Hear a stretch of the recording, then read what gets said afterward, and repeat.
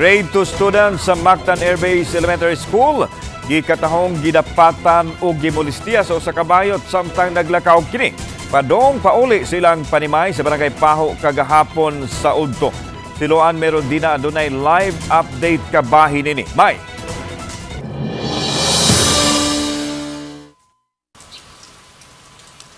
Lan kining maong insidente unta ka panaminan sa mga ginikanan ug sa mga magtutudlo nga siguraduon gayod nga dili mag-inusara ang mga batang tinun-an nga mugawas sa mga tunghaan bisan pa man kun ang ilang balay haduo lang sa eskwelahan.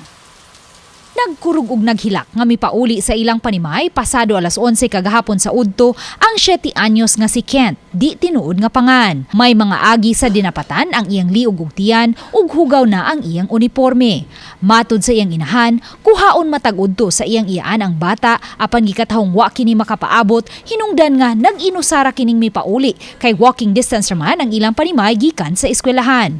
Dinhi niining gamayng dan, miagi ang bata kagahapon sa Udto. Base sa saysay sa bata ngadto sa iyang inahan nga samtang naglakaw siya pauli, gisignit siya sa suspitsado ug gida sa usa ka abandonadong panimay, mga pipila lang usab kadupa gikan sa ilang balay. Giguroy siya adto niya, adto na itabo nga gituok siya niya, gisumbag, gipatiran iya ha. Nagkuan daw ang laki sa iyang dool daw.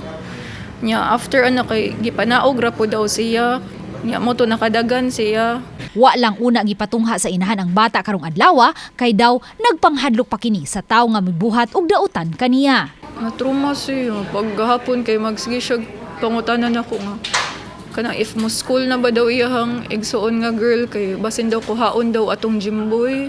Nya dili daw mi agi adto mo agi nya pagkadlawon pagmata niya. Wala pagkadlawon kay ni syagit lang siya galit nga ayaw ba di ko ganahan.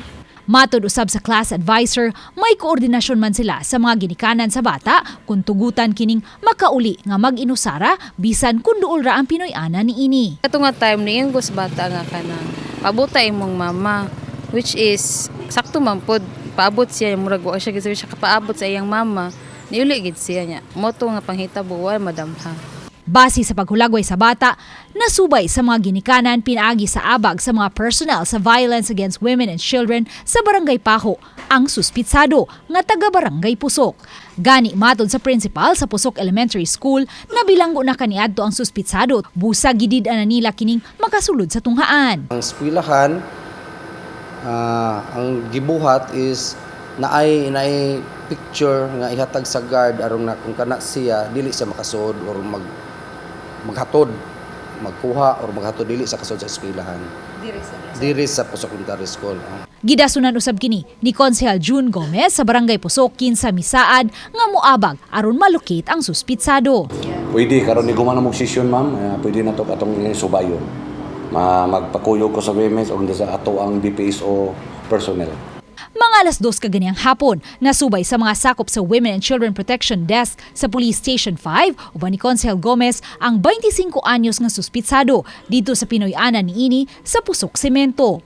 Human gipahibaw ang suspitsado sa reklamo bato kaniya, miuban ra usab siya sa kapulisan. Atol sa pagsikop kaniya, personal siyang giila sa minor de edad nga biktima. Actually ma'am, ang naa dito nga nisulod sa sulod jud ang papa na kay nahadlok ang bata mo gawas sa sakyanan, pero sa picture ma'am mao na jud to siya nya pag abot na mo sa gawas ito do na sa bata nga mao na siya.